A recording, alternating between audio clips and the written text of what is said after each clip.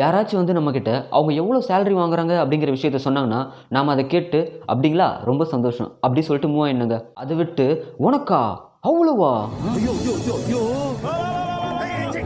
இப்படி எல்லாமே யாருன்னா ரிப்ளை பண்ணுவாங்க.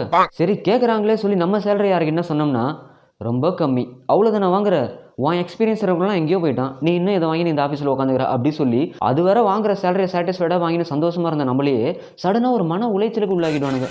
யாராச்சும் சொல்லுவாங்க டே நானே இவ்வளோ தாண்டா சேலரி வாங்குறேன் அப்படின்னு. ஆனால் அவன் நினைப்பான் அட பாவி அதில் பாதி கூட நான் வாங்கலையடா அப்படின்னு. நிறைய பேருக்கு அடுத்தவன் எவ்வளோ சேலரி வாங்குறான் அப்படிங்கிறத தெரிஞ்சுக்கிறதுல தனி ஆர்வம் தான். ஆனால் தெரிஞ்சுட்டு சில பேர் தான் சேலரியோட கம்பேர் பண்ணி பார்த்து தேவையில்லாமல் வருத்தப்பட்டு நிற்பாங்க.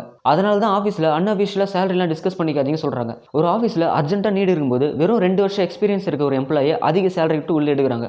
ஆனால் அதே ஆஃபீஸ்லேயே 4 வருஷமாக வேலை செஞ்சுங்கிற ஒரு எம்ப்ளாயி கம்மியாக தான் சேலரி வாங்கிட்டு இருப்பான். இது தெரிஞ்சால் அவங்க எப்படி வேலை செய்வாங்க? மன விரக்தியில் வேலை செய்வாங்க.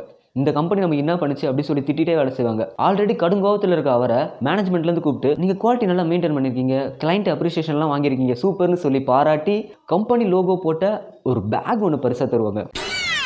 எல்லாருக்குமே சேலரி அதிகமாக வாங்கணும் ஆசை தான்.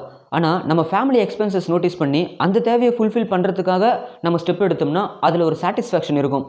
தேவையே இல்லாமல் அடுத்தவன் எவ்வளோ வாங்குறான் அப்படின்றத தெரிஞ்சுட்டு அதனாலே தான் ஏதோ பெரிய கஷ்டத்தில் இருக்கிற மாதிரி ஃபேக்காக இமேஜின் பண்ணிட்டு இருந்தால் எங்கே போனாலும் அந்த பீஸ்ஃபுல்ன்றதே இருக்காதுங்க.